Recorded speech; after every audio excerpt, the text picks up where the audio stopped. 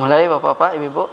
Bismillah, alhamdulillah, wassalatu wassalamu ala nabiyina Muhammad wa ala alihi wa ashabi ajma'in. Amma ba'd, kafahalukum. Kita lanjutkan pelajaran kita pada pagi hari ini. Sampai di mana kita Bapak-bapak, Ibu-ibu kemarin? As-sihah sudah ya? Hukum al-ahkam al-wad'iyah sudah ya kemarin ya?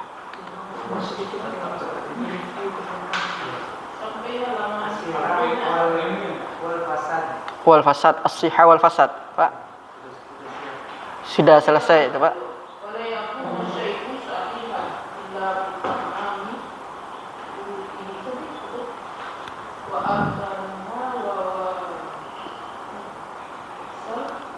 Al-ahkam al-wad'iyah, Pak. Sudah ya?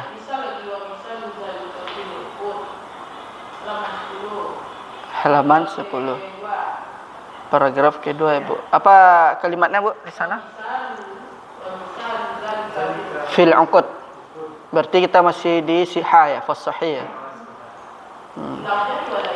Nah, kita ulang dari awal review sedikit ya, Bapak Ibu, tentang al-ahkam al-wad'iyah. Di sini hukum itu di dalam Islam, di dalam usul fikih itu ada dua jenis. Yang pertama ada nama al-ahkam at-taklifiyah namanya. Kalau mau apa ditulis dulu. Jadi al-ahkam nau'an, dua jenis.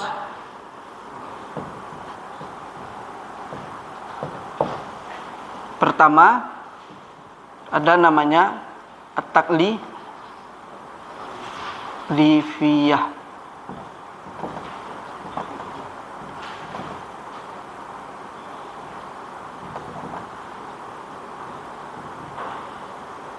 Ini sudah kita pelajari beberapa minggu yang lalu.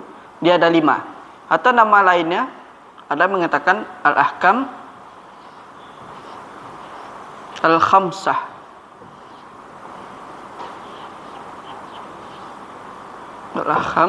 Al-ahkam al-kham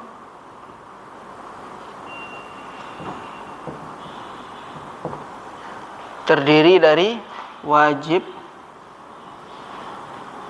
al-wajib, al-mandub,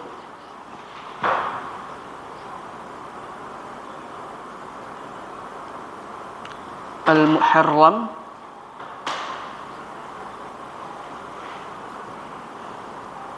al-makruh, kemudian al-mubah. Di al-wajibu, al-mandubu, al-muharramu, al-makruhu, al-mubahu. Nah, ini semua adalah hukum taklifiyah, disebut dengan hukum taklifiyah. Yaitu taklifiyah ini adalah hukum yang diberikan kepada para mukallaf.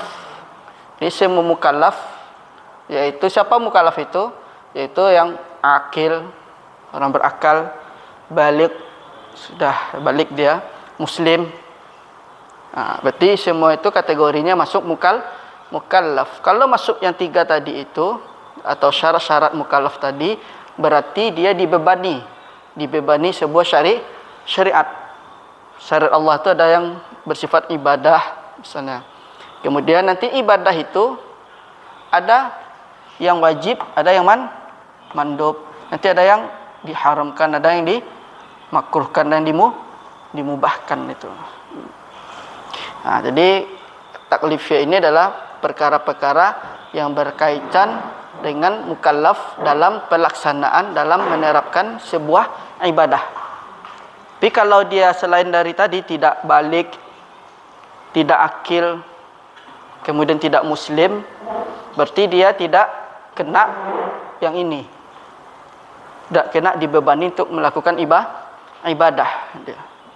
Itu yang pertama at-taklifiyah. Kemudian yang kedua ada namanya al-wad'iyah. Ada hukum itu disebut dengan al-wad'iyah.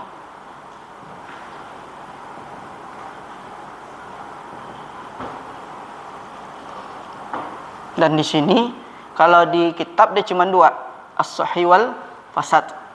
Cuman dia ada 5 juga. Pertama as-sahih,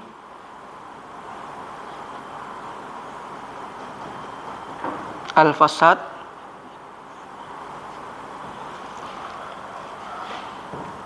kemudian ada namanya asy-syartu, syarat, ada namanya as-sabab,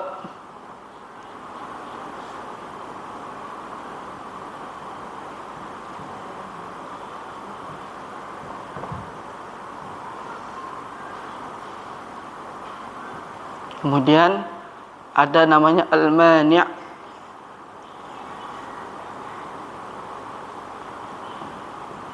kemudian ada namanya ar-rukhsah,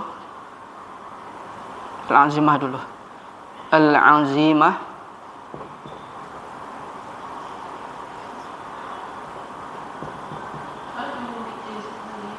apa, kemudian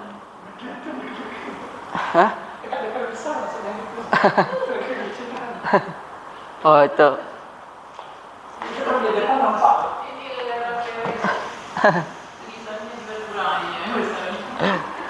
al-wad'iyah, Bu. Al-wad'iyah tu ya. Ya, Pak. As-sahih,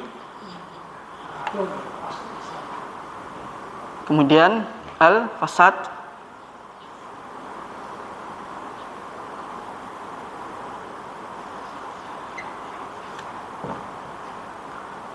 as-sahihu, al-fasadu, kemudian ada nama asy-syartu,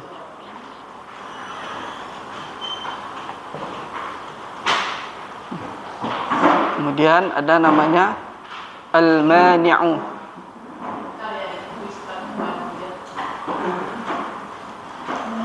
kemudian ada namanya al-azimah, al-azimah.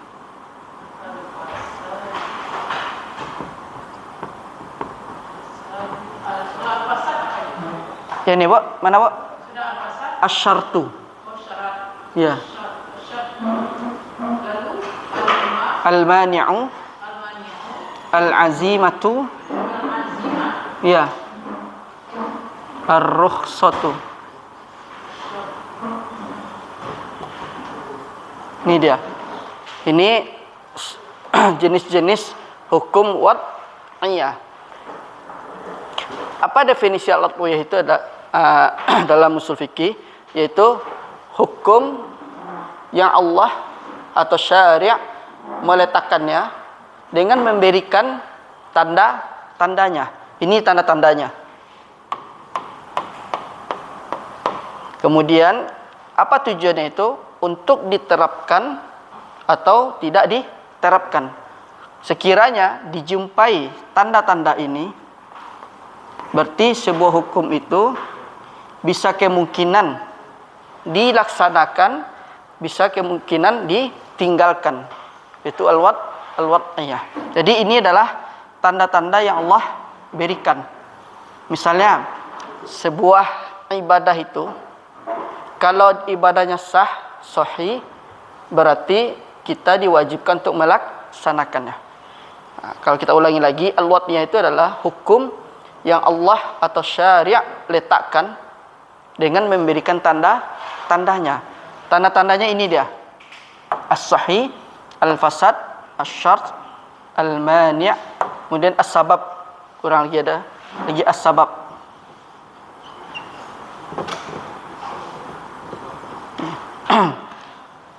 Ada syarat mani' sabab al-azimah wa rukhsah. Kalau tanda-tanda ini kita jumpai di dalam sebuah ibadah, dia kemungkinan ada dua, dilaksanakan atau ditinggalkan. Kalau kita dapatkan tanda-tanda itu sahih, berarti ibadahnya dilaksanakan. Kalau dia fasad, berarti ditinggalkan dia. Kemudian syarat seperti itu juga, jika memenuhi syarat dikerjakan, kalau tidak memenuhi syarat dibuang atau ditinggalkan. Ini. Al-azimah ini dia kemungkinan dia lebih besar dia untuk dilaksanakan. Dilaksanakan dia kan azam. Ya. Kalau ar-rukhsah dia bisa ditinggalkan, bisa dikerjakan, pilihan. Kalau asbab dia sama kayak ini, sabab, syarat, mani' dia sama dia itu. Jadi ini hukum wad'iyah. Sebenarnya kalau kita mempelajari usul fikih, masuk ke bab al-wad'iyah ini, kita tidak perlu lagi nanti bingung apakah ibadah kita atau akad yang kita lakukan itu sah atau tidak. Kita tidak perlu lagi pusing bingung tuh. Kalau sudah dapat kaedahnya, sudah tahu ilmunya, kita tinggal jalankan atau kita tidak jalankan, itu saja. Di sini pentingnya.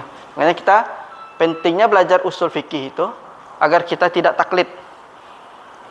Tidak taklid kita kepada ustadz, kepada kiai dan yang lain. Iya, berarti maksudnya ke mana tuh, Bu? Rukhsah kan misalnya kan kita kita perjalanan kan dibolehkan untuk di jamak qasar. Berarti dia masuk ke mana? Ke ahkamnya taklifiyah atau wad'iyah? Wad'iyah. Nah, kalau kita sudah dapat kaedahnya, tinggal pilihan. Mau di qasar silahkan, mau seperti orang mukim silahkan. Nah, itu pentingnya, perlunya kita belajar usul fikih, Bapak Ibu. Kalau kita tidak belajar usul fikih, ya kita akan selama-lamanya jadi muqallid. Tapi tetap sih pada dasarnya kita ini bukan mustahid, tapi muqallid.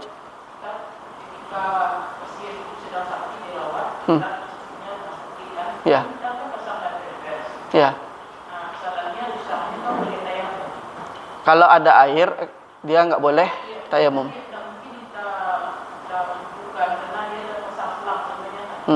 Kalau misalnya dia membahayakan dirinya ketika pakai air, boleh kita ganti dengan tayamum. Kita wudukkan dia. Iya. Kalau misalnya dia baru ganti popok, ya kan? Salam. Tetap dia ibadah sebagaimana dengan popoknya. Meskipun dia nanti sedang ibadah, tahu-tahu keluar itu. Maksudnya, Pak? Iya. Boleh nggak diganti? Iya. Iya, dia tetap sholat dengan keadaannya seperti itu. Boleh. Karena dia dalam kesulitan. Tidak semua jamaah itu harus di perjalanan. Terus Ustaz, ada yang sakit begini Ustaz, itu kedua, lalu apakah itu wajib untuk sholat karena dia itu lupa, kadang makan dikasih makan, dia belum, kadang enggak bisa mengetahui dirinya, sudah lupa dia. Jadi gimana itu wajib untuk sholat mereka? Kalau dia seperti itu, ada kemungkinan dia dapat rukhsah dia. Atau dia kalau dia ingat sholat, kemudian kalau bisa di jamak, mana tahu dia lupa lagi dia. Kalau perlu makan bisa dia makan. Tapi masalah yang itu lupa dia. Berarti dia nanti dihukumi sama seperti orang yang di pasien koma dia.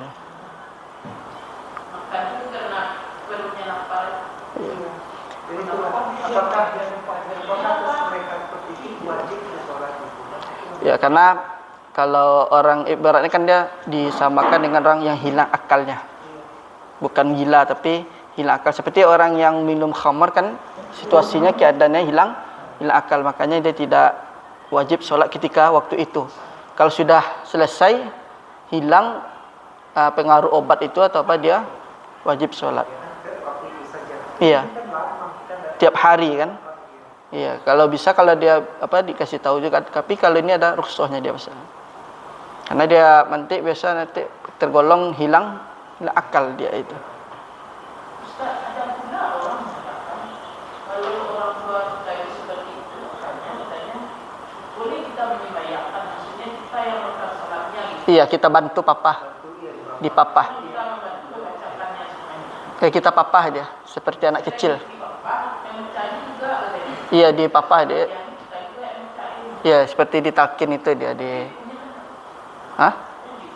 Enggak, karena dia sudah hilang separuh akalnya dia itu.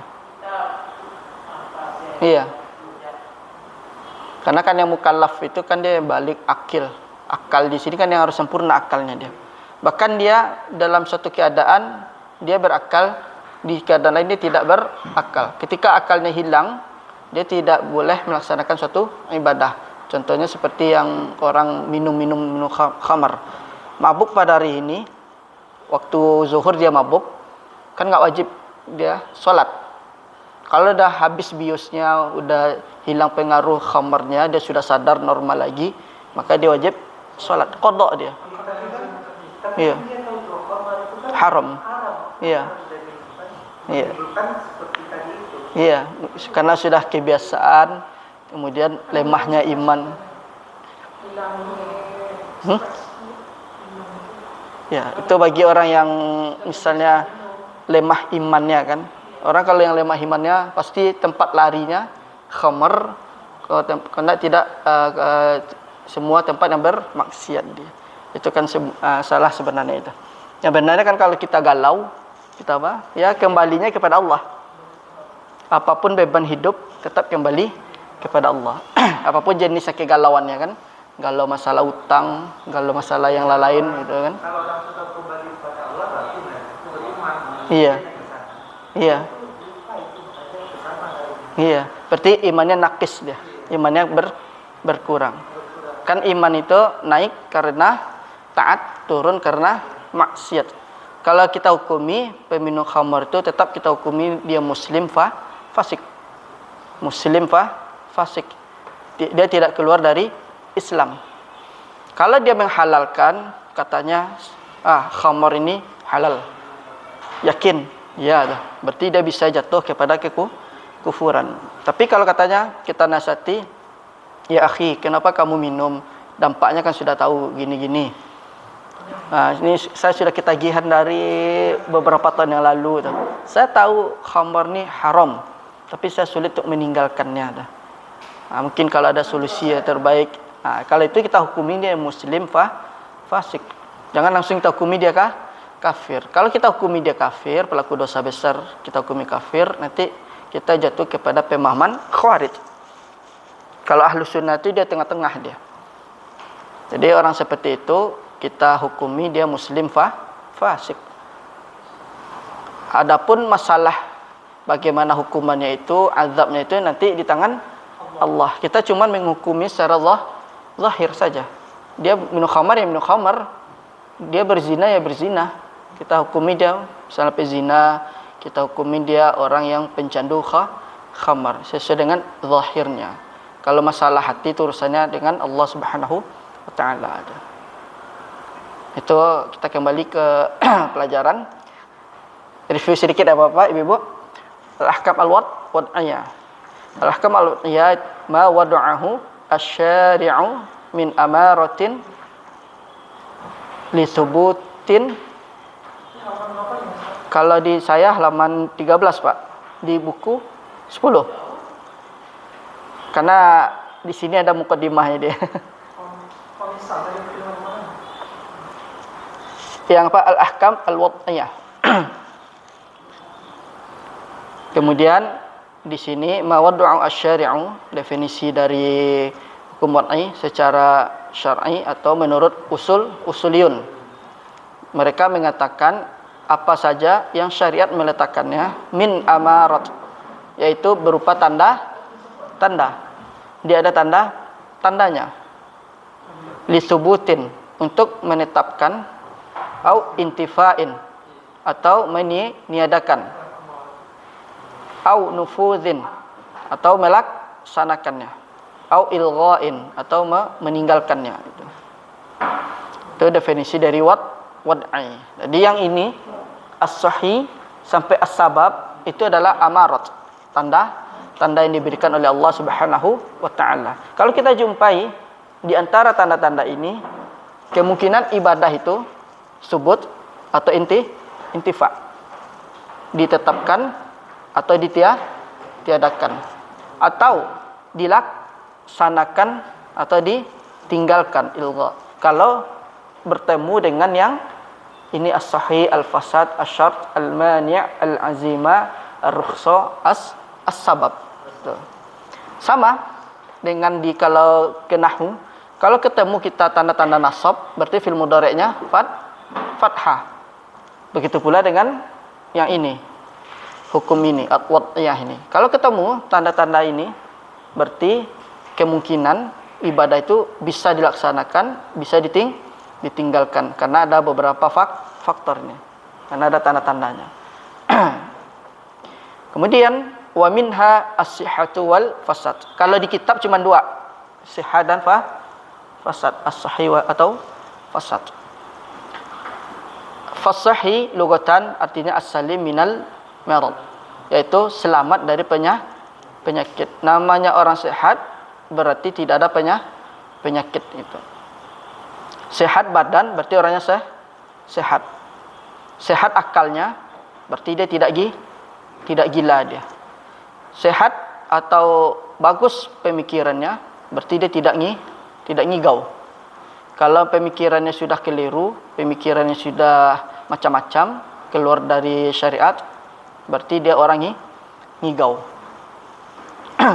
Kemudian secara istilah, wastilahan ma tarattabat atharu fi'lihi alaihi ibadatan kana am aqdan.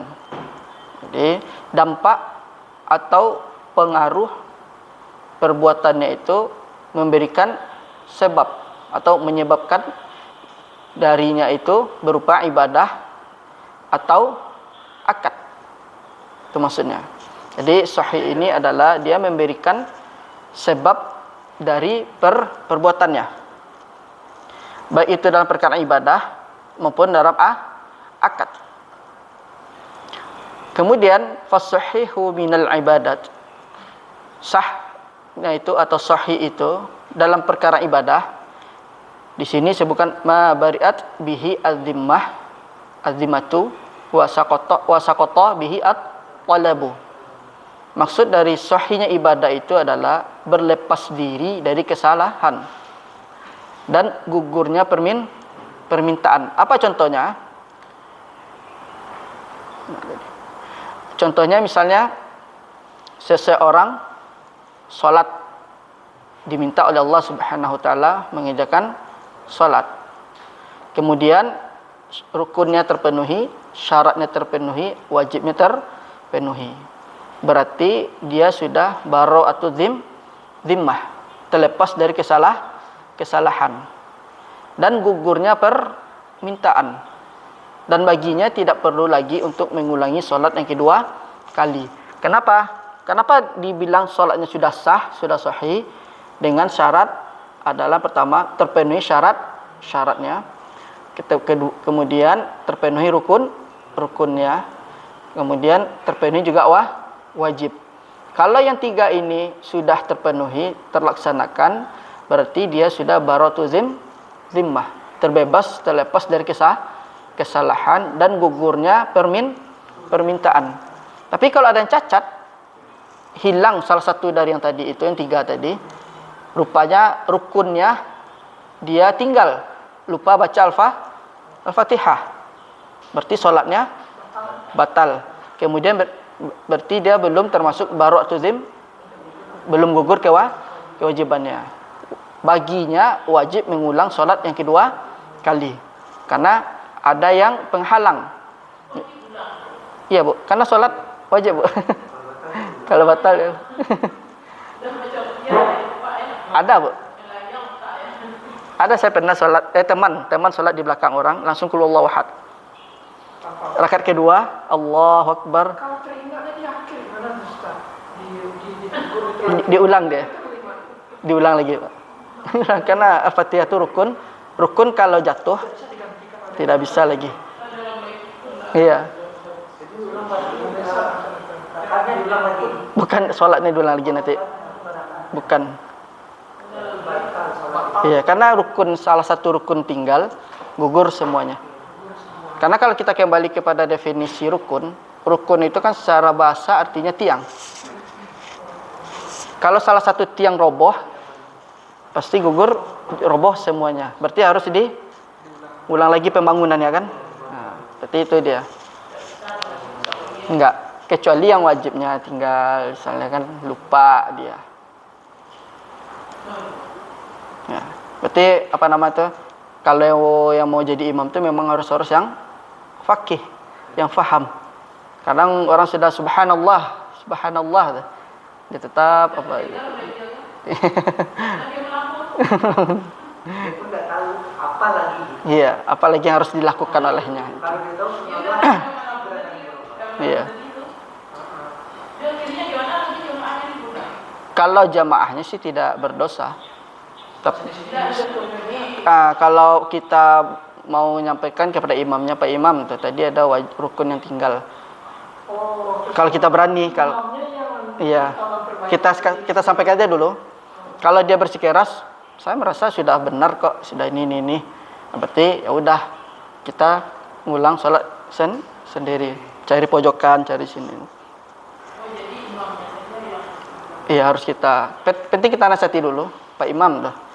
Kayaknya rukunnya dan tinggal nih tadi Pak Imam tuh.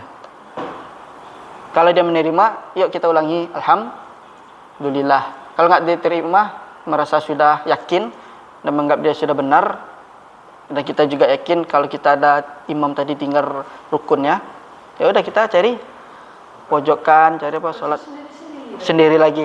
Iya, nggak berjamaah. Kalau misalnya teman, oh ya enak, ada beberapa teringat dia kan.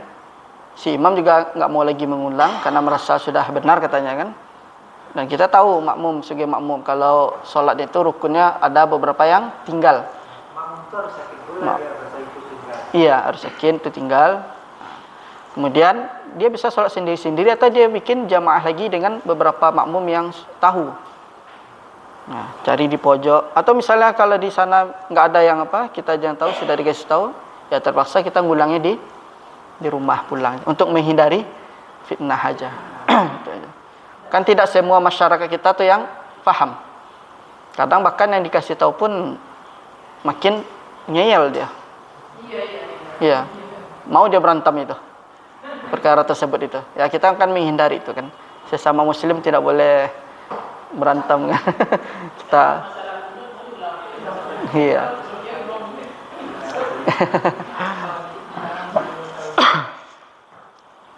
Kemudian ada lagi seperti kasus misalnya lupa dia tahiyat.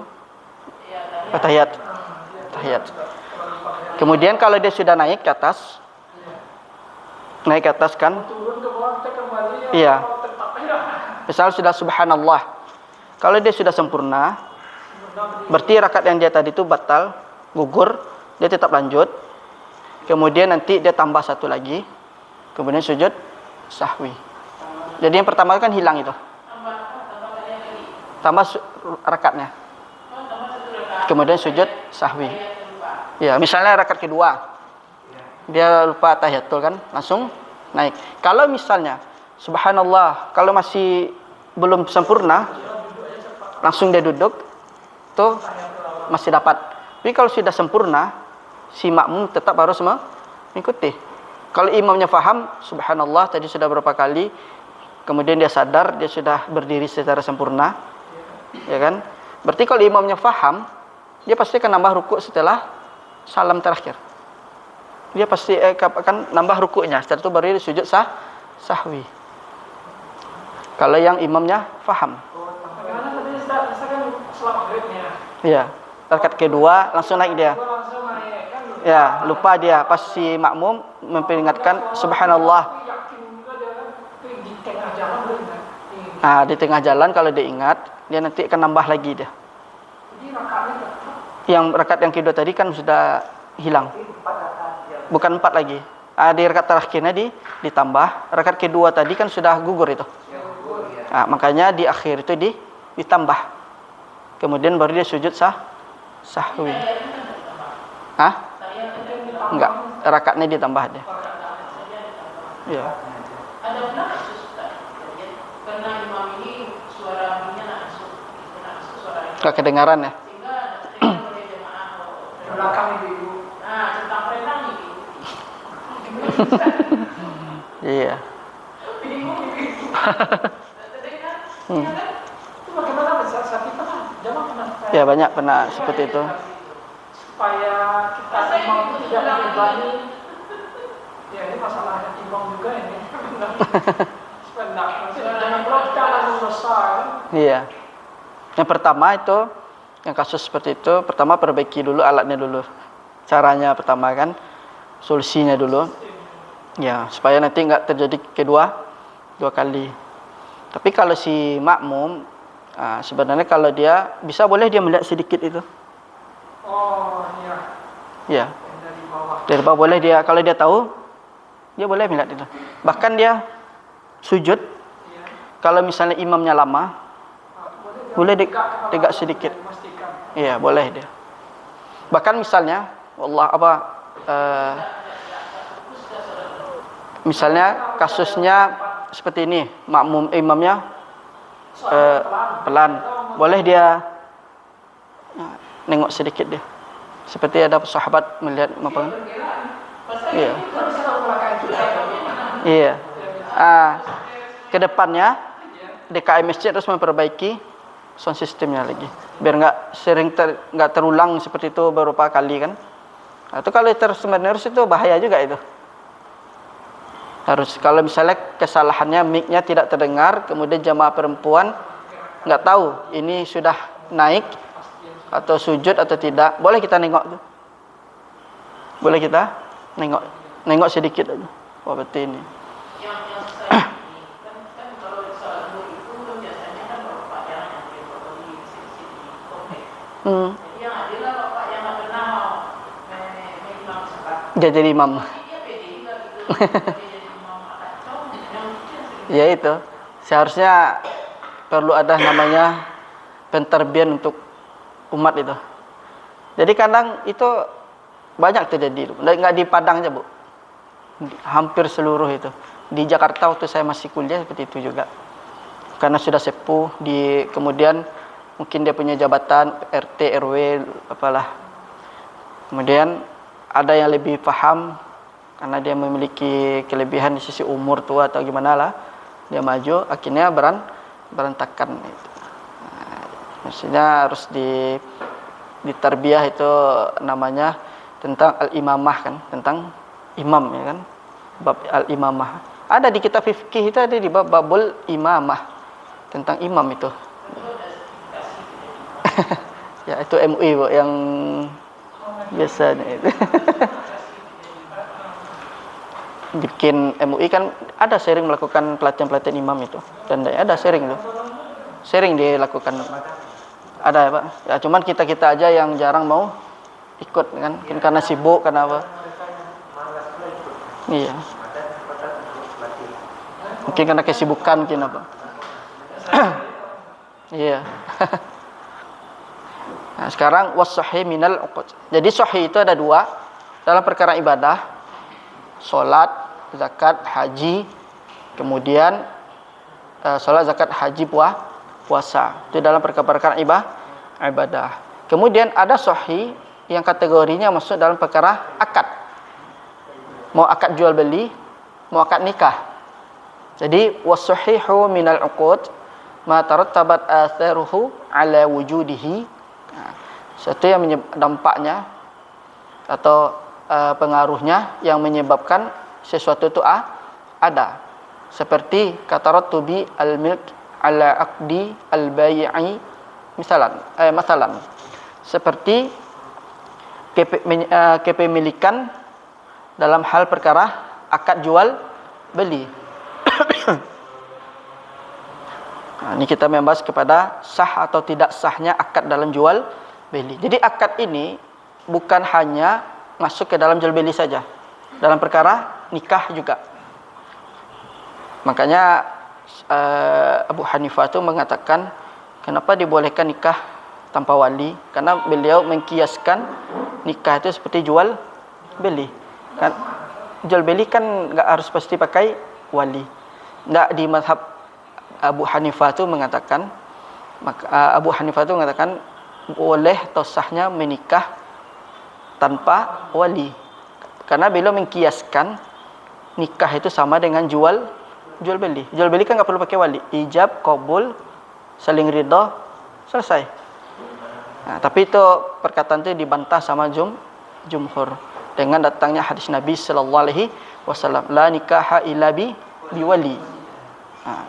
Seperti itu dia. Tidak ada nikah kecuali dengan wali. Itu yang pendapat yang kuat dari jumhur ulama. Kemudian wala yakunu syai'u sahihan illa bi tamami syurutihi wa intifai mawani'ihi. Wala yakunu syai'u sahihan illa bi tamami syurutihi wa intifai mawani'ihi. Maksudnya adalah tidaklah sesuatu itu sahih atau sah kecuali sempurna syaratnya dan hilangnya unsur penghalang. Apanya Pak? Bahasa Indonesianya. Dan tidaklah sesuatu itu sahih atau sah, apa sajalah, baik akad ataupun ibadah, kecuali melainkan sempurna syaratnya dan hilangnya atau tidak adanya unsur penghalangnya. Jadi ada dua syarat. Pertama, syaratnya sempurna. Yang kedua, hilangnya unsur penghalang. Unsur penghalang. Contoh seperti wa misalu dzalika fil ibadat. Contoh dalam ibadah. Ini Syekh rahimahullah membawakan contoh dalam sebuah ibadah. An ya'tiya bis salati fi waqtiha tammata syurutiha wa arkaniha wa wajibatiha. An ya'ti bis salati fi waqti tamatu syurutiha wa arkaniha wa wajibatiha. Yaitu datangnya waktu salat pada waktunya, sempurna syaratnya, rukunnya dan wajibnya. Berarti ibadahnya menjadi sahih. Kesimpulannya, hasilnya ibadahnya menjadi sahih. Begitu pula dengan perkara saum. Ya kan? Bukan hanya dalam perkara solat saja, tapi setiap perkara-perkara ibadah, kalau sempurna syaratnya, rukunnya, wajibnya, maka ibadah itu sahih. Di sini Syekh cuma mengambil perumpamaan dengan solat. Bukan berarti dia terbatas ibadah itu. Yang dimaksud di sini bukan dengan salat saja, semua ibadah. Jadi setiap ibadah yang disyariatkan oleh Allah dan Rasulnya, kalau sempurna syaratnya, rukunnya, wajibnya, maka ibadah itu sahih atau sah. Tapi kalau ada unsur penghalang di dalamnya, hilangnya syarat-syaratnya atau hilangnya salah satu dari yang tiga ini, berarti ibadahnya menjadi batal. Ibadahnya menjadi rusak atau tidak sah. Itu masuk dari an-ya'tiya bis sholati, yaitu datangnya salat pada waktunya, sempurna syaratnya, sempurna rukun-rukunnya, sempurna yang wajibnya. Berarti ibadahnya sahih. Hilang salah satu dari tiga ini, salah satu saja yang hilang, berarti ibadahnya tidak sah. Dan dia wajib untuk mengulanginya. Seperti solat, hilang syaratnya, ulang lagi, batal. Saum, hilang syaratnya, kemudian atau salah satu dari tiga ini, berarti batal. Haji seperti itu juga itu. Ada nanti itu kalau dia diwajib dia, yang misalnya wajib haji dia nanti ada dam dia. Tapi kalau rukun ulang lagi deh dalam haji. Nanti kena dam dia. Dam bayar 1 ekor. Atau 6. Unta mahal Pak. Ratusan juta unta di sana itu. Wa misal dzalika fil 'uqud. Dan di sini Syekh rahimahullah membawa perumpamaan contohnya di dalam akad. Apa saja akadnya? Baik akad jual beli maupun akad nikah. An yaqida bay'an tamata syurutihi al-ma'rufah ma'a intifai mawani'ihi, yaitu mengikat jual beli bay'an an yaqidah, mengikat atau akad di sini, membuat sebuah akad, melakukan akad dalam jual beli sempurna syarat-syaratnya al-ma'rufah, yaitu syarat-syaratnya yang diketahui. Jadi apa saja syarat-syarat jual beli yang diketahui, misalnya seperti ada bai', ada mushtari, ada penjual dan pembeli. Kemudian ada barang itu ada di depan mata. Nah, itu syarat-syarat yang ma'ruf dalam jual beli. Kemudian dia saling ridha. Bagaimana kalau barangnya tidak di depan mata? Soalnya sekarang kan Yang online. Ya, kalau misalnya dipajang, kemudian gambarannya seperti ini, kemudian disebutkan deskripsinya. Barang ini warnanya seperti ini, kemudian kelebihannya seperti ini, sebutkan semuanya. Spesifikasinya, deskripsinya sempurna. Berarti itu sah. Nanti kembali kepada si penjual setelah dia melihat deskripsinya. Mau dibeli atau tidak itu hak si penjual. Yang penting si penjual si punya barang dia harus jujur. Nanti disebutkan cacatnya ini, kelebihannya seperti ini, kekurangannya seperti ini. Harus sedetail-detail mungkin. Kemudian kalau dia bikin apa lagi untuk menarik seseorang, kalau barang tidak sesuai dengan gambar, foto atau deskripsi, barang boleh dibalikan. Nah, itu diperbolehkan. Kecuali si pembeli ketika menerima barangnya cacat, tapi dia ridha, udah nggak apa-apa cacat sedikit. Ketika dia beli HP, sumbing ini sedikit, nggak banyak lah. Katanya ya udah nggak apa-apa lah. Berarti jual beli tetap sah. Meskipun ada yang namanya penghalangnya, yaitu cacat barangnya sedikit aja. Tapi kalau si pembeli tidak ridha, dihubungi si penjual. Ini gimana nih? Barang ini sesuai deskripsi, kalau tidak sesuai yang di sini nanti kan dikembalikan atau diganti. Tidak, nanti bikin kesepakatan. Berarti itu jual belinya belum sempurna dia. Kemudian ma'intifai bersama dengan hilangnya unsur-unsur penghalang. Sama kayak ibadah, akad sama kayak ibadah. Sempurna syarat, arkannya, wajibnya, dan hilangnya unsur penghalang. Berarti ibadahnya atau akadnya menjadi sah. Kemudian di akad nikah misalnya kan, ada pengantin laki-laki perempuan, ada wali, ada syahid, ada mahar. Terpenuhi syarat-syaratnya ini berarti pernikahannya sah. Dan dia tidak perlu lagi ngulang akad nikahnya, karena dia sudah baratu azimah, sudah terlepas dari kesalahan, karena syurut-syurutnya sudah terpenuhi. Kalau ingin mengulang lagi berarti nikah kedua, 2 kali dia kan. Tapi pada saat itu nikahnya sah setelah terpenuhi syaratnya. Ada ada pengantin laki-laki perempuan, ada ijab kabul, ada wali, ada syahid dan 2 orang saksi, kemudian ada mahar. Terpenuhi semuanya ini, akadnya sah, nikahnya menjadi sah. Dia tidak perlu lagi untuk mengucapkan, melafazkan ijab kabul yang kedua kali, sudah cukup yang tadi itu. Jadi kalau ingin mengulangkan nikah lagi, harus nikah yang kedua dua kalinya. Nikah yang kedua berarti dia tetap sempurna, harus syaratnya itu. Ustaz, kalau sudah hamil itu nikah gimana? Kalau di sebagian mazhab itu, misalnya dia MBA misalnya, merit base, apa dia tuh, bayar DP dia dulu kan. Ada sebagian yang hukum nikah itu mengatakan haram, karena tunggu dulu sampai lahir. Dan kalau ada sebagian mazhab mengatakan nikah dulu, tapi lahir nikah lagi dia. Kalau tidak sampai selanjutnya itu zina dia itu. Karena yang pertama itu tidak termasuk bagian dari nikah yang sah dia. Yang sah nikahnya itu yang kedua setelah diulang. Tapi ada yang pendapat yang mengatakan tunggu dulu sampai lahir. Hikmahnya adalah, tujuannya adalah memberikan pelajaran. Jangan sampai terjadi pada yang lain.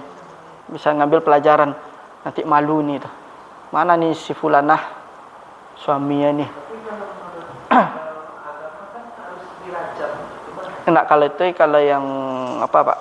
Nanti ada lagi hukum zina dia nanti itu. Fulan berzina, nanti dia lagi. Dia ada muhsan wa ghairu muhsan. Kalau yang muhsan itu yang sudah menikah, dirajam sampai mati. Itu namanya muhsan. Tapi kalau ghairu muhsan, yang masih bujang, kemudian dia melakukan zina, dia dicambuk, kemudian diusir dari kampung daerah, diasingkan selama 1 tahun. Itu yang ghairu muhsan. Jadi lihat statusnya. Ketahuan nih, ketangkap saksi 4 orang. Kemudian naik perkaranya ke pengadilan. Qadhi mengatakan, kamu bujang apa sudah menikah? Tapi kalau dilihat misalnya si laki-laki bujang, si perempuan sudah menikah, berarti si laki-laki dicambuk, si perempuan dirajam. Itu pula sebaliknya itu. Tapi kalau misalnya kedua-duanya masih bujang, ketahuan, berarti dia dicambuk, kemudian diasingkan. Itu dilihat dulu kondisinya. Apakah si penzina ini muhsan atau ghairu muhsan? Itu nanti masuk ke bab jinayat, hudud dan jinayat. Jadi fikih itu, kalau kita belajar fikih itu 4 yang harus kita pelajari. Pertama fikih ibadah, mulai bab toharoh sampai bab jihad, itu fikih ibadah itu. Kemudian nanti baru masuk fikih muamalat, dari buyu' sampai wakaf, itu dibahas itu. Nah, kemudian nanti masuk kepada fikihnya, fikih apa tadi, muamalah sudah, kemudian fikih ahwal asyakhsiyah, fikih keluarga pernikahan. Nah, nanti dibahas tuh fikih pernikahan itu, mulai dari cara nikah, ini nikah sampai dia talak, sampai dia masuk dalam perkara warisan dia. Itu masuk kepada usrah dia kan, fikih keluarga. Karena kan warisan itu kan menyangkut dalam perkara keluarga. Kemudian nanti yang terakhir ada nanti fikih namanya hudud dan jinayat. Hudud dan jinayah. Itu kalau pencuri potong tangan, kalau membunuh kisos, dibunuh. Kalau berzina seperti tadi dicambuk. Nah, itu. Ada 4 itu. Jadi kalau ingin belajar fikih, pelajari 4 ini terlebih dahulu. Fikih kenegaraan. Itu nanti dia masuk kepada muamalah juga, bisa usrah juga. Iya. Ada, dia masuk bisa ke usrah juga, bisa masuk ahwal syakhsiyah, dibahas juga nanti itu. Jadi nanti itu bagian cabang-cabangnya, Bu. Pembahasannya lagi, bab atau subbabnya. Subbabnya itu dibahas nanti itu di dalamnya. Kalau 4 ini sudah kita kuasai, insyaallah kita sudah bisa paham dalam beragama. Jadi perjalanan menuntut ilmu itu panjang lama. Sudah tamat pun kita tetap harus belajar, cari tempat yang lain.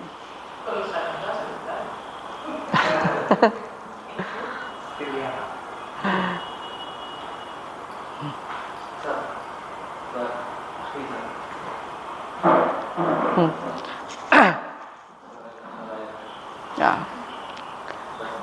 Kalau sekarang kita lanjut ke paragraf berikutnya. Fa in fuqida syartun min syuruti aw wujida mani'un minal mawani'i imta'anat as-sihhatu. Apabila syarat di antara syarat-syarat itu hilang dan didapatkan beberapa unsur penghalang, terhalangnya sebuah kesahihan atau kesahan. Nah, maksud di sini adalah hilang syarat, ada unsur penghalang, berarti ibadahnya tidak sah atau akadnya tidak sah. Itu maksudnya.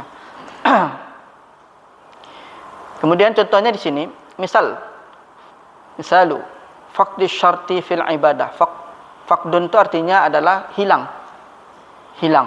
Faqdu syarti fil ibadah. Hilangnya syarat dalam ibadah. Contohnya apa? An yusalliya bila tahara. Salat tanpa bertahara. Misalnya syarat salat salah satunya kan masuk waktu salat, bersih dari hadas besar, hadas kecil, kemudian berwudu. Orang azan misalnya, kemudian pas dia azan itu dia langsung salat. Lupa dia tahara. Berarti kan hilang syaratnya. Kalau diingat, salatnya diulangi. Atau misalnya salah satu syarat salat masuknya waktu salat. Dia di HP.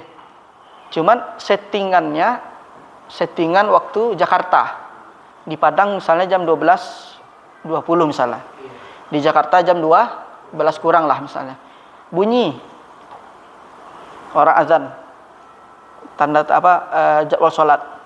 Karena dia patokan kepada HP, dia menganggap dia sama seperti sudah masuk kan.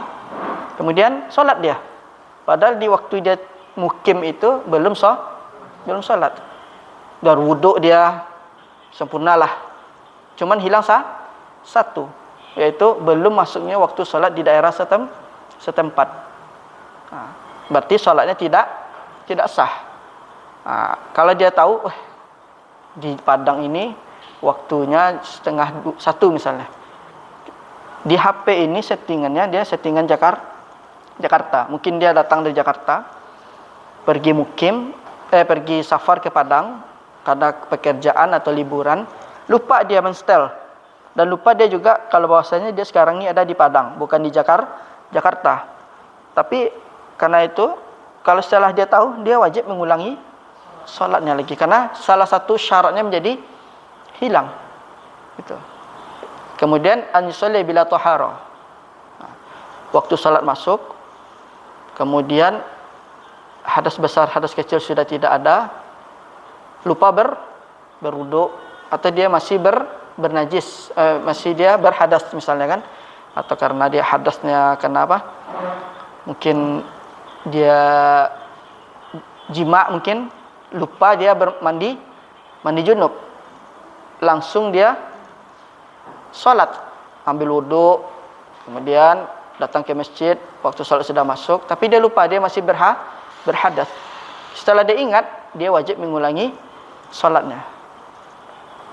Kemudian wa misalu faqdi syarti fil akad, dan perumpamaan contoh hilangnya syarat dalam akad. An yabi'ah ma la yamlik, menjual sesuatu yang tidak dia punya. Misalnya fulan diambilnya barang temannya, dijualnya. Berarti akad jual belinya tidak sah. Karena salah satu syaratnya itu adalah barang yang dipunya harus milik dia, bukan milik orang lain itu. Kecuali dia sebagai wasilah, penjual. Kalau bahasa kita reseller misal. Dia menjualkan barang si fulan. Di order sama dia, disampaikan via media sosial.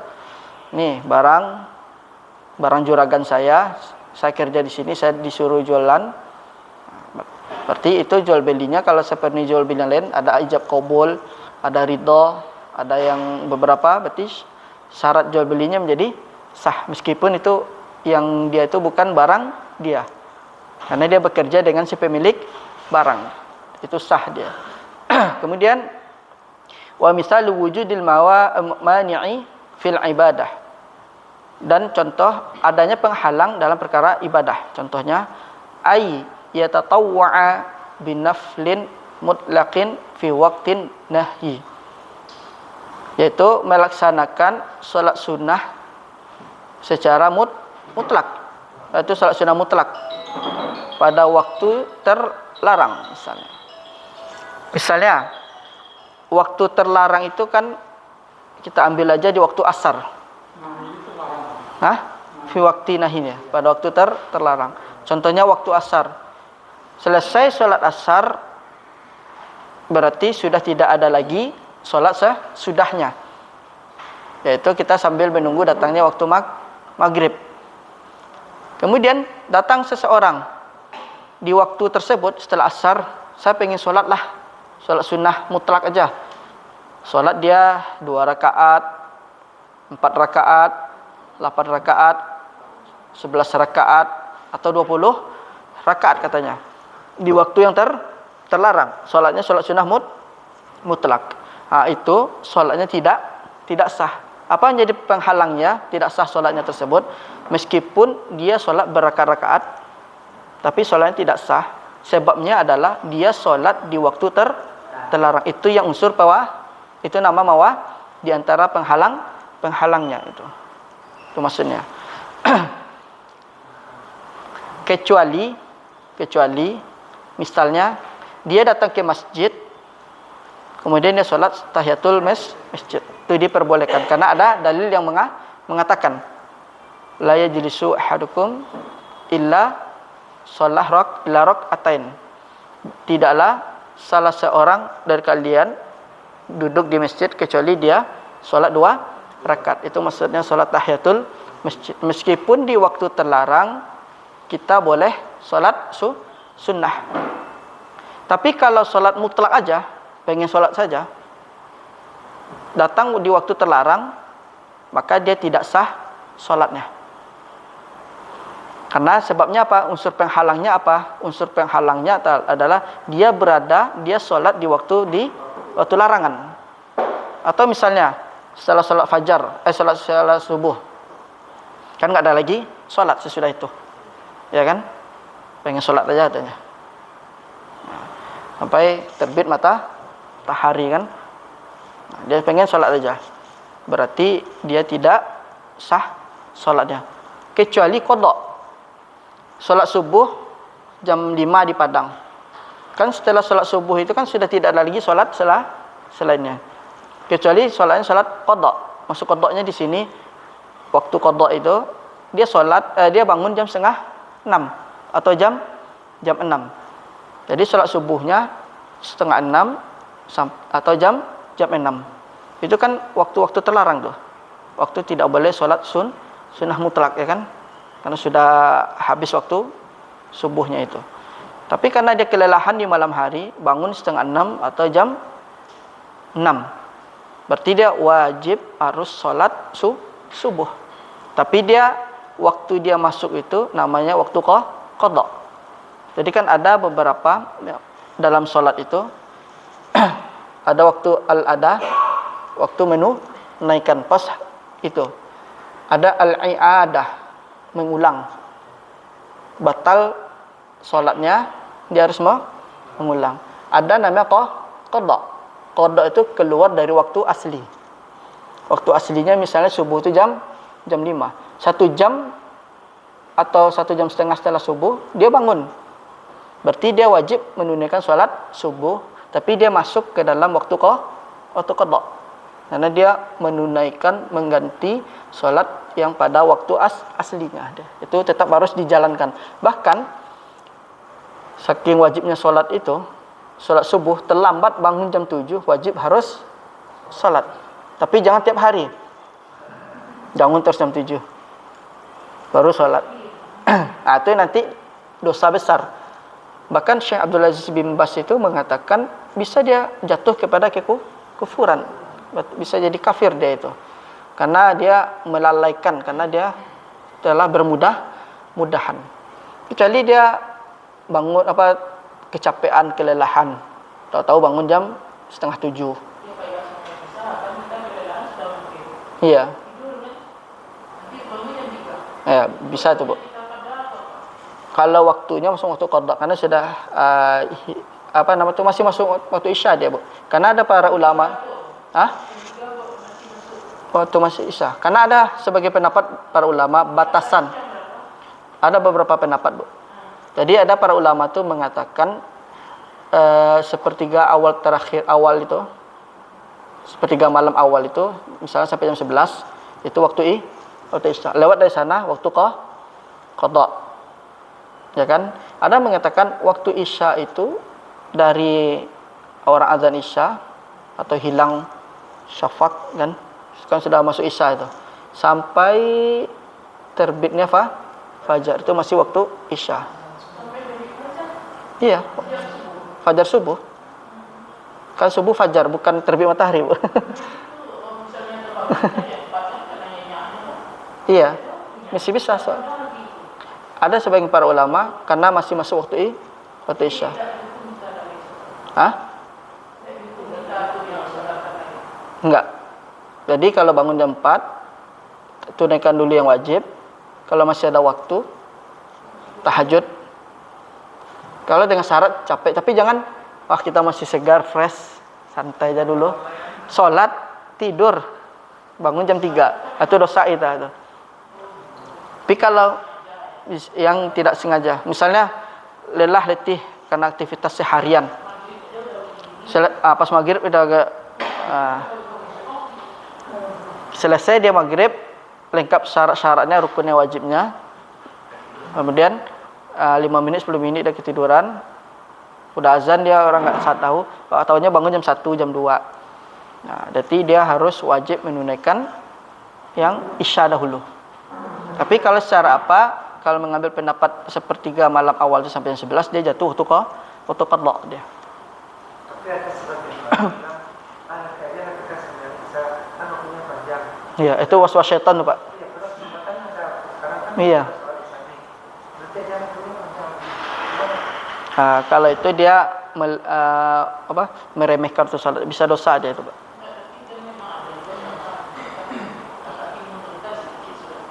Ada, Bu. Karena melihat tapi harus ada sebabnya, Bu.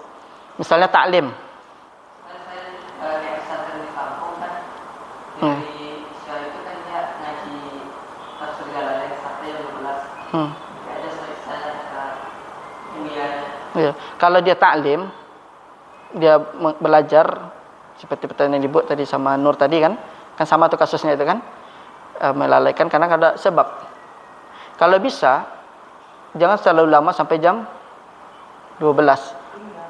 Itu sudah terlalu lama. Biasanya itu kalau taklim itu ditunda 1 jam paling lama. Iya. Kalau berdasarkan misalnya sampai karena di waktu Isya masih panjang, memang benar Isya masih panjang. Cuman kan kita nggak ada sebab kita sampai menundanya itu. Kalau di taklim itu paling lama setengah jam atau satu jam. Iya. Iya. Jadi kalau bisa disegerakan misalnya.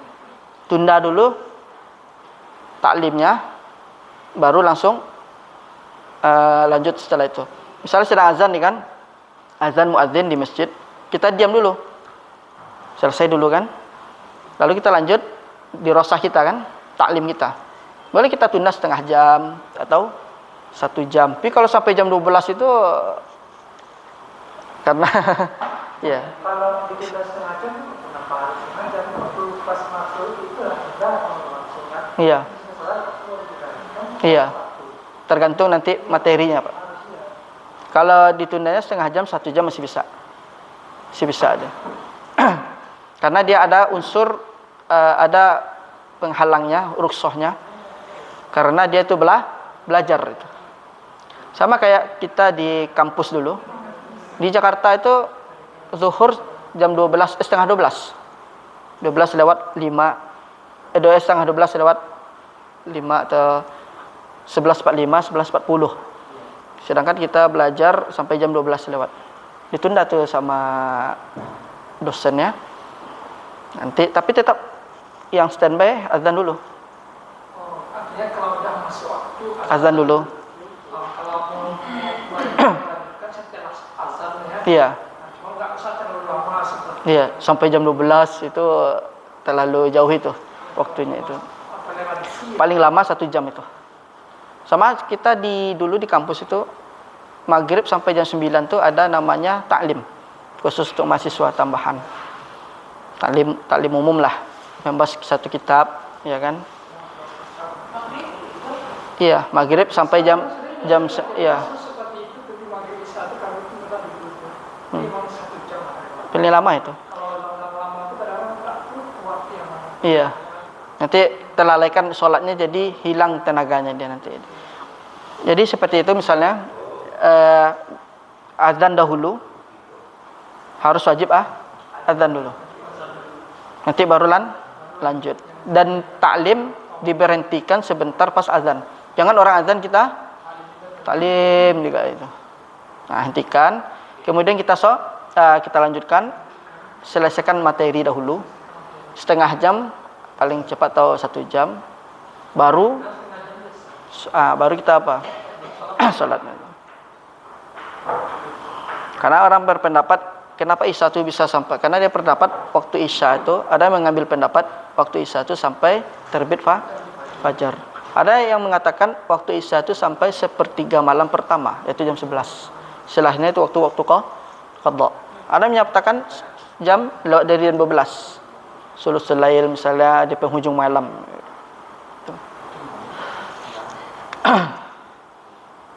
Kemudian wa misalu wujudil mani'i fil aqd. Dan contoh adanya penghalang dalam akad. An yabi'a man talzamuhu al-jumu'atu syai'an ba'da nidaiha ats-tsani 'ala wajhi la yubah. Dan contoh adanya penghalang dalam akad, yaitu jual beli, yang mana Jumat itu mewajibkan baginya setelah panggilan yang kedua, ala wajhi la yubah, dari sisi la yubah, tidak diperbolehkan. Apa maksudnya?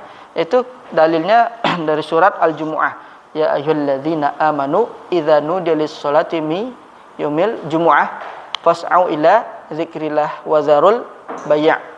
Wahai orang-orang beriman, jika ada panggilan untuk salat Jumat, maksudnya panggilan di sini tafsirannya para ulama mengatakan tafsiran panggilan kedua, maka tinggalkan jual beli dan bersegeralah pergi ke masjid untuk menunaikan salat Jumat. Jadi kalau misalnya azan yang kedua, kan di azan itu kan ada sunnahnya.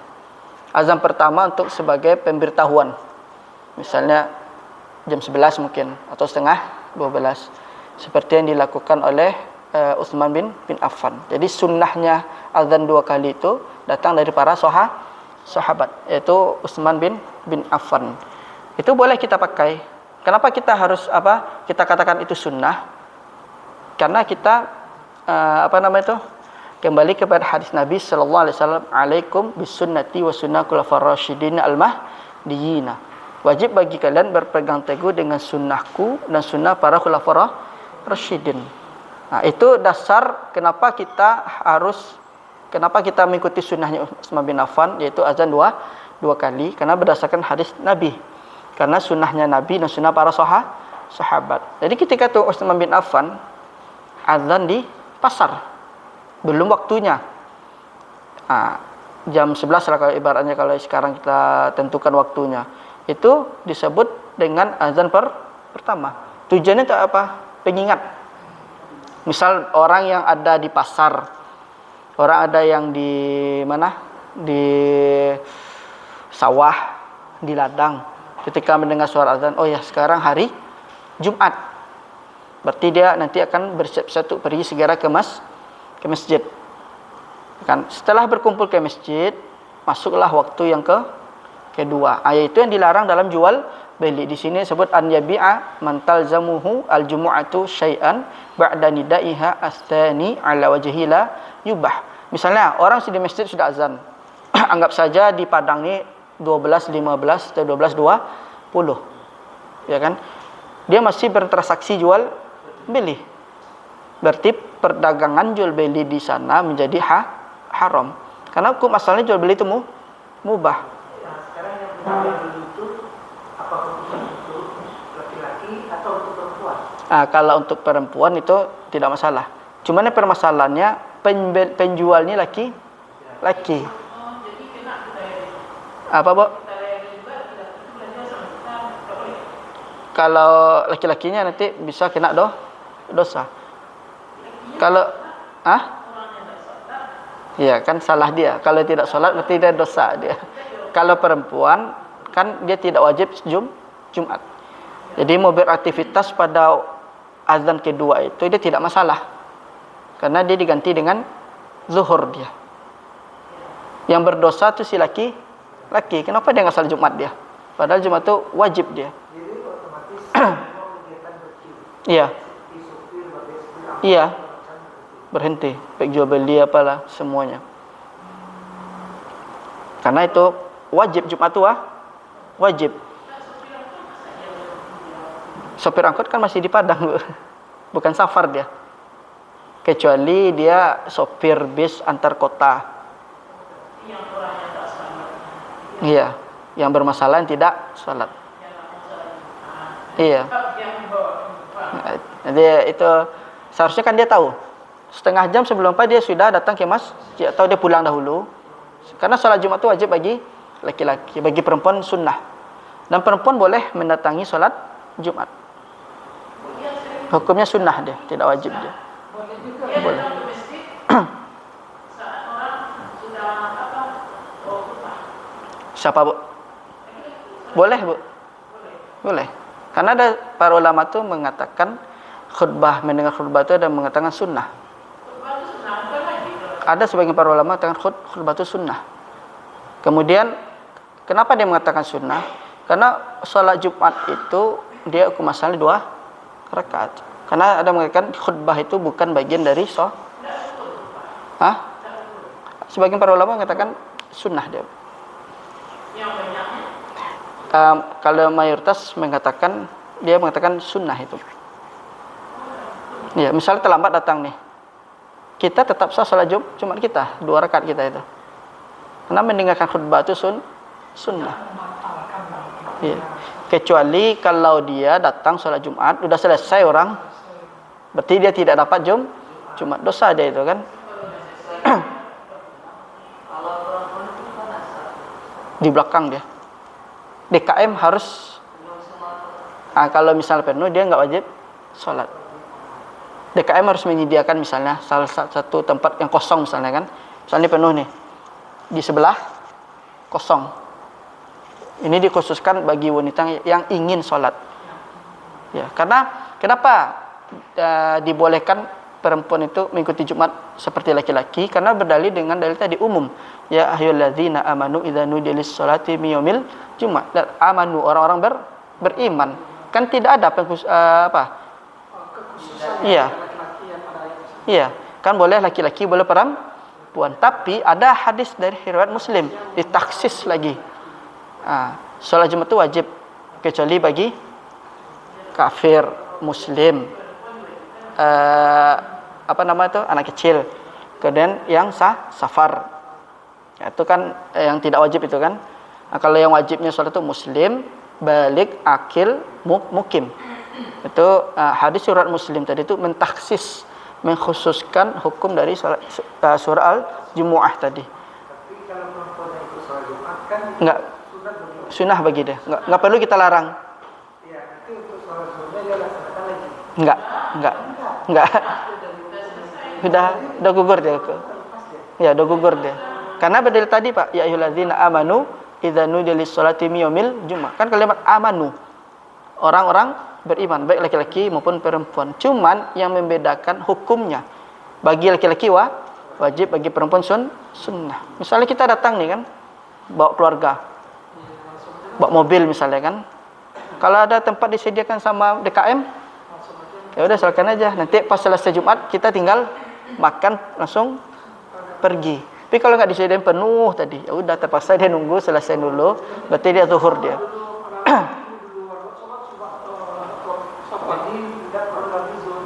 Enggak, Pak. Karena dia boleh untuk salat Jumat. Cuman wajibnya bagi laki-laki itu. Apa, Pak? Enggak bisa tunggu dia di mobil atau di mana lah.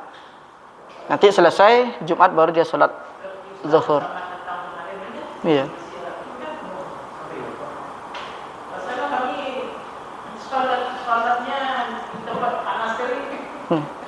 Bahkan kalau misalnya apa namanya itu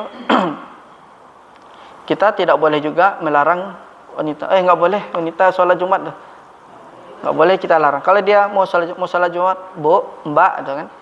Kalau memang ada tempatnya, arahkan dia ke tempat yang kosong. Iya. Iya, nanti itu tergantung DKM gitu. Dia harus kalau dia sediakan satu tempat kasih hijab. Sehijab dia. Kecuali kalau dia misalnya musafir baik laki-laki ataupun perempuan dari misalnya kita dari Padang misalnya mau kemana Bukit Tinggi itu Payakumbuh. Nah, jadi kita bisa bablas saja. Karena bagi musafir tidak wajib Jumat. Karena yang wajib Jumat itu di hadis Muslim tadi, Muslim, akil, balik, mukim. Tapi kalau misalnya si musafir ketika perjalanan, misalnya safar ke Payakumbuh di Padang Panjang, kan di pinggir jalan itu kan di Selayang Ateh. Di Selayang Ateh itu kan sebelah kanan kan ada masjid. Dia mau apa? Silakan. Iya, silakan dia. Karena untuk qashar Jumat itu, qashar salat itu dia tidak wajib, sunnah hukumnya. Mau dia qashar silakan, mau dia seperti orang mukim silakan. Tapi sebaiknya dikosor karena kita takut khawatirnya kita dalam perjalanan itu tiba-tiba mobil rusak. Kalau kita sudah sholat kan enak. Baru atau zimah kita sudah kita terbebas dari kesalahan. Kemudian kewajiban kita sudah gugur. Makanya sebagian para ulama itu ada mengatakan diharuskan deh. Khawatirnya itu nanti di jalan terjadi apa-apa. Itu bagi musafir. Tapi kalau masih dari sini ke Lubuk Buaya dia kosor itu kan nggak masuk dia itu. Ustaz, berapa hari batasnya itu dia salat jamaah itu misalnya? Jamak kosor, Pak. Pulang dari Jakarta ke kampungnya. Iya. Nah, dia itu ada misalnya 1 minggu. 4 hari, Bu. Iya. Jadi ada beberapa hadis yang mengatakan Nabi itu pernah ke Makkah itu mengqashar jamak salat 18 hari. Kemudian ada lagi di hadis lain sampai 4 hari. Ada 10 hari. Kemudian dari beberapa hadis tadi itu digabungkanlah, kemudian didapatkanlah hukum oleh para ulama. Jadi sepakat para ulama itu kalau orang yang musafir atau dia datang ke kampung dia dari rantau, berarti dia diberikan rukhsah itu jamak qashar itu 4 hari. 4 hari. Ya, itu kumpulan dari beberapa hadis. Jadi setelah dikumpulkan oleh para ulama, kemudian didapatkan sebuah hukum. 4 itu. Dari beberapa hadis. Dari semua hadis. Ada hadis mengatakan Nabi 18 hari pernah ke Makkah dulu. Ada yang 10 hari. Enggak, itu dia para ulama. Dari para ulama itu sepakat ya. Jadi keempat. Iya. Ya karena dia sudah masuk mukim dia. Hukumnya sama dengan hukum mukim. Iya. Jamaah. Iya. Berarti juga harus perlu ilmu juga. Makanya di sana kita perlu fikih ibadah tadi kan. Fikih ibadah tadi kan.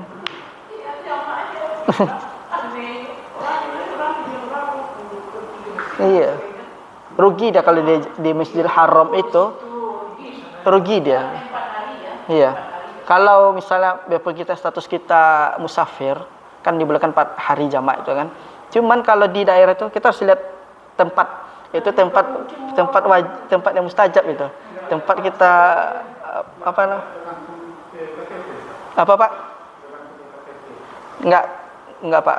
Tergantung kita mukimnya di mana misalnya kan. Kalau KTP-nya misalnya KTP mana? KTP Jakarta tapi dia udah mukim di sini 1 tahun misalnya. KTP saya masih ada Jakarta. Pak. Udah 3 tahun saya di Padang. Misalnya Ustaz kalau dia ikut pelatihan kan sebulan ke Malaysia. Itu gimana? 4 hari tadi. Setelah itu dia dihukumi mukim. Jadi jangan sampai 1 bulan. Tapi hukumnya tidak wajib, Pak. Mau kita sama dengan orang mukim, silahkan. Mau tidak sama dengan orang mukim, tidak apa-apa.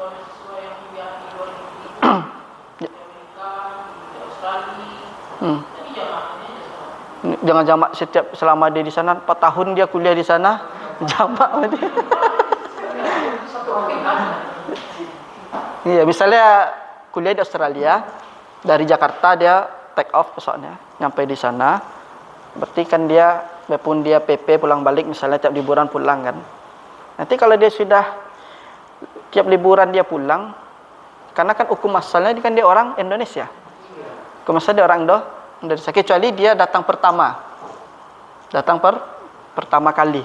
Tapi kalau sudah berbulan-bulan, bertahun pulang karena liburan ke negerinya Indonesia, pas balik dia sama seperti mukim lagi. Ya. Yang 4 hari ini tidak melihat di mana wilayahnya ya. Iya. Dia seperti mahasiswa yang kuliah di Amerika. Iya. Kan tidak melihat itu. Iya.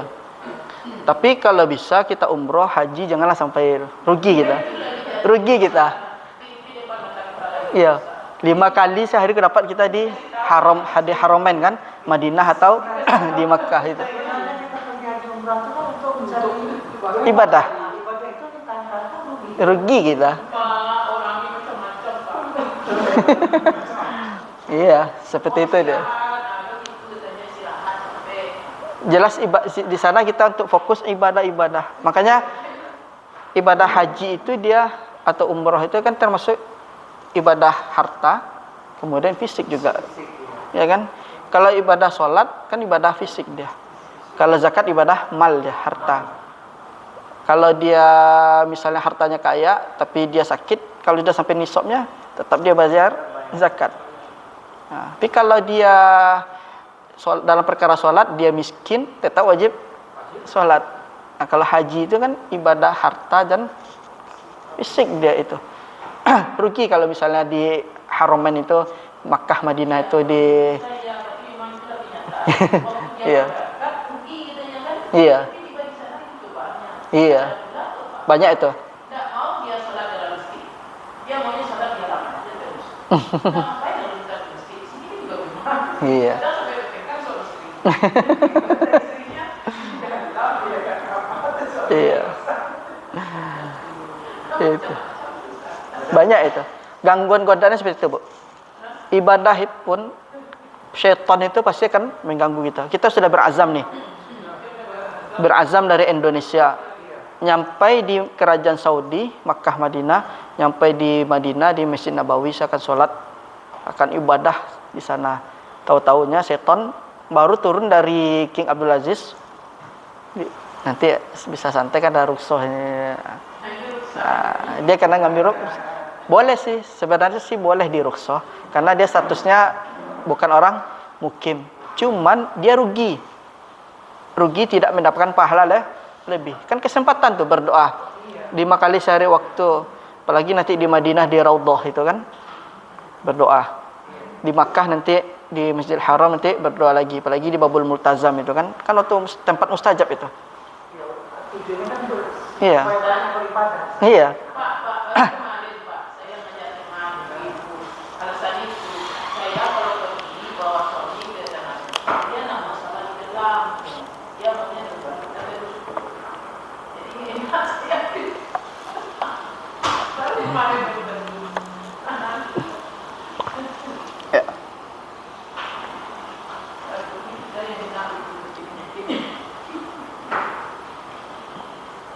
mau dia pergi. Suami saya itu kalau ditinggalkan tidak bisa dilakukan apa. Masalah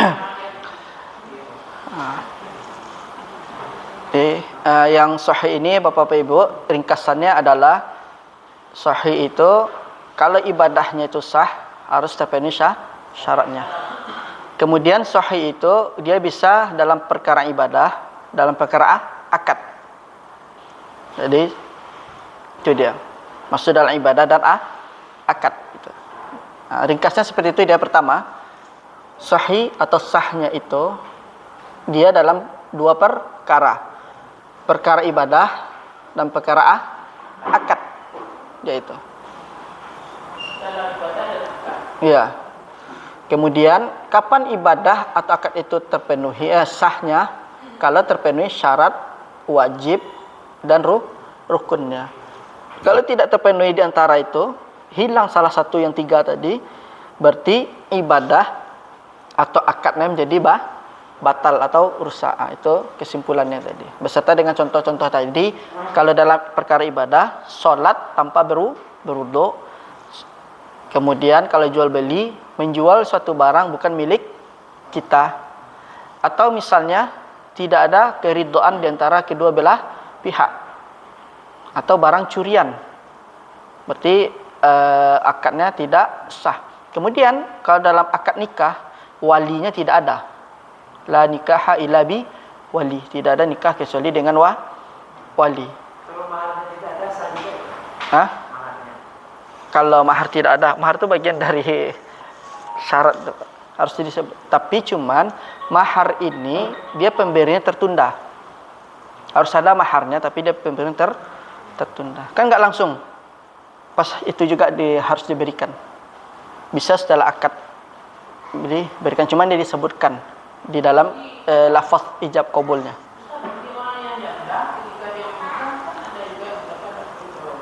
Ya, menikah dengan dirinya, menikahkan dirinya sendiri. Iya, kalau yang janda. Yang janda dia menikahkan dirinya sendiri. Tapi para ulama tuh mengatakan yang maksud dari pernyataan itu maksudnya dia tidak perlu persetujuan walinya lagi. Dia tetap harus ada walinya, anaknya nanti. Iya, sebagai wali. Iya, anaknya anak laki-lakinya menikahkan. Kalau ada pamannya, ada bapaknya. Maksudnya itu persetujuan wajib. Iya, maksudnya di sana janda itu tidak harus dengan wali, maksudnya datang orang melamar dia. Iya, maksud pernyataan itu persetujuan, Bu. Bukan pas nikahnya. Nikah dia tetap harus pakai wali. Tapi yang lebih kuat pendapatnya dia pakai wali. Karena wali itu bagian dari syarat sah nikah. Enggak punya orang tua, anaknya nanti ada, anak laki-lakinya. Atau sudah wali hakim nanti. Kalau sudah enggak ketemu lagi walinya, enggak ada lagi wali-walinya, anaknya perempuan, kemudian abang sepupunya enggak ada, pamannya enggak ada, kakeknya enggak ada, kemudian udah habislah yang bagian atas itu, berarti harus pakai wali hakim dia. Jadi maksud yang itu janda itu menikahkan dirinya sendiri itu maksudnya adalah ketika orang datang tidak harus persetujuan walinya. Beda dengan beker yang perawan. Misalnya si wali dia harus datang kepada walinya. Pak, saya suka ke anak bapak. Saya mau nikah anak bapak. Misalnya kan. Datangin walinya. Nanti ngomong-ngomong, serius kamu. Apa menyebabkan kamu tertarik dengan anak saya di samping ini, misalnya kan. Nah, berarti kan itu maksudnya persetujuan walinya. Setelah itu si bapaknya nanya, kamu gimana? Setuju nggak sama dia?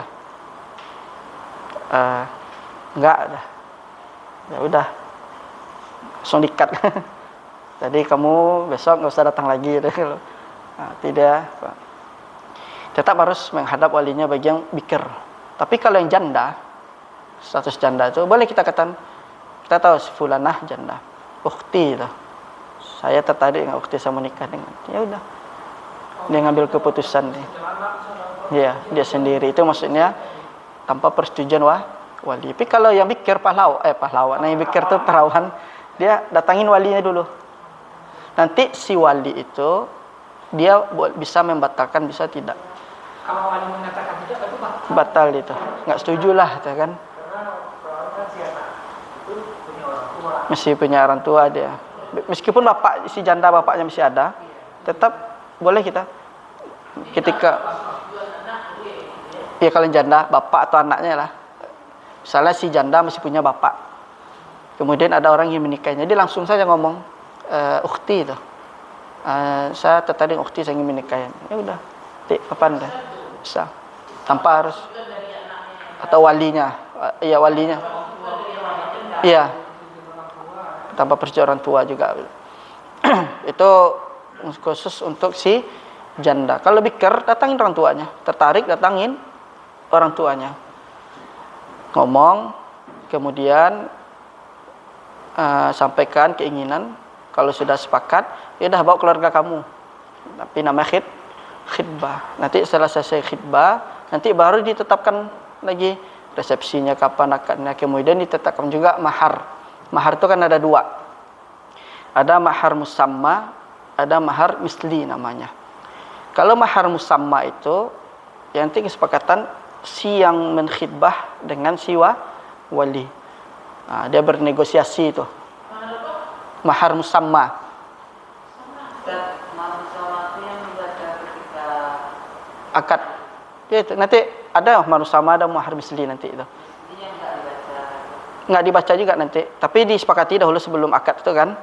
Namanya mahar Berarti yang musamma itu disepakati. antara wali. Kakak-kakaknya nikahnya segini maharnya. Iya, nanti itu antara si khidbah dengan si wali kan. Kamu punya berapa? Enggak nih. Nih tuh. Saya mau pajero katanya. Nah, nanti di nego. Itu namar musamma. Kalau mahar misli itu yang sesuai dengan si perempuan. Misalnya dia S3. Apa Bu? Apa? Iya, kan nikah itu seperti jual beli. Misalnya mahar misli. Antum Nur melamar wanita S3, dokter. Misalnya kan. Wah, anak saya S3 nih. Dokter nih. Ya sesuai dengan dia lah. Bisa nggak kasih pajero? Nggak mungkin dikasih seperangkat alat sholat saja. Itu nama mahar misli. Yang serupa dengan dia. Dia dokter S3.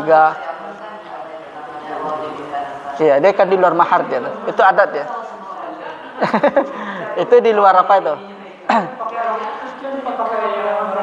Ya, itu di luar mahar itu kan. Itu adat dari mereka kan. Harus ada nama orang jemput. Ya, kayak antum dijemput nanti kan. Kalau dengan orang Pariaman ya. Nah, seperti itu dia. Tapi kan itu bukan bagian dari mahar. Sudah ada, dia bisa ditinggalkan itu sebenarnya. Cuman kan wallahu alam di kita ini pengaruh yang seperti itu sangat besar itu kan. Kalau enggak itu seakan-akan tidak sah ya kan. Enggak tahu orang Pariaman itu apa tujuan pakai apa dibeli itu. Nah, wallahu alam enggak tahu tujuan mungkin amar musamma itu kesepakatan dengan si wali. Misalnya kita nego, Pak, saya punya mahar sanggup ngasih 2 gram emas. Berapa 2 gram emas? 3 juta. 2 gram. Iya, anggap aja 2 juta. Kemudian si walinya, ya udah. Nah, kalau mahar misli itu yang serupa dengan si perempuan. Perempuan itu dokter, S3, dosen, inilah. Diminta, anak saya S3 nih. Sesuai lah dengan apanya. Tapi kalau boleh, Kalau mau. Nanti kadang nanti bisa beralih kepada musamma. Ya, kalau misalnya nanti kalau antum mau melamar, jangan antum tawarkan ke calon mertua, Pak mau mahar musamma, Pak mau mahar misli. Enggak jadi nikah nanti. Misli. Yang serupa dengan si wanita. Dia kalau punya kedudukan tinggi ya sesuai dengan apa? Yang mudah, selevel, sekafa'ah, sekufu. Ya. Kalau misalnya kita sampaikan ke calon mertua, Pak, maunya mahar misli apa musamma? Kalau dia tahu 2 jenis mahar, lihat anaknya 1. Habis kita itu. Jadi mislinya lebih mahal gitu. Mahal sesuai dengan dia. Si wanita, dia dokter, dia dosen, dia pejabat. nggak mungkin kita kasih seperangkat alat sholat itu. Karena sudah akad di awalnya misli kita ambil. Misli yang serupa dengan dia. Iya. Pakai musamma aja, tapi jangan dikatakan langsung boleh kita katakan ke si wali, Pak, saya sanggup ngasih mahar 2 gram emas. Ya udah, terima alhamdulillah. Enggak terima cari yang lain. Cari yang lain. Ini kan boleh dibayar mahar. Boleh. Kan masalah mahar itu kan dia setelah itu dibayar. Meskipun disebut dibayar tunai katanya kan, tapi tetap dia kan pasti setelah akad dikasih dia. Ada dia tetap hukum asalnya dia utang dia itu. Tapi dalam pelafasannya tuh tunai. Sah katanya. Sah. Kan bisa nanti kita kasih sejam setelah itu. Kan 1 hari setelah itu. Iya. Kan kata para ulama, mahar itu adalah sesuatu yang bermanfaat. Apa yang dengan iya. Ada kan di surah sahabat yang walaupun dengan 1 cincin besi. Kan itu melihat keadaan. Sahabat kan iya. Kalau yang paham. Iya.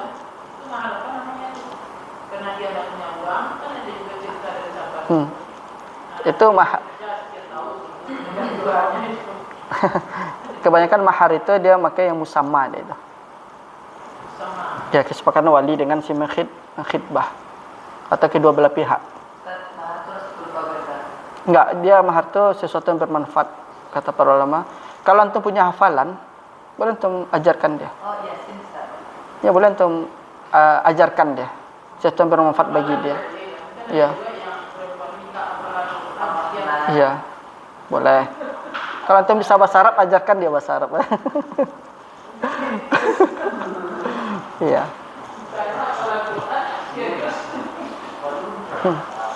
Jadi dia sesuatu yang bermanfaat.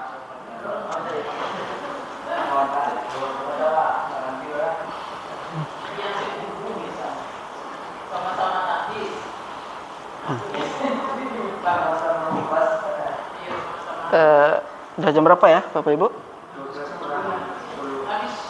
Hah? Habis. Baru murojaah aja.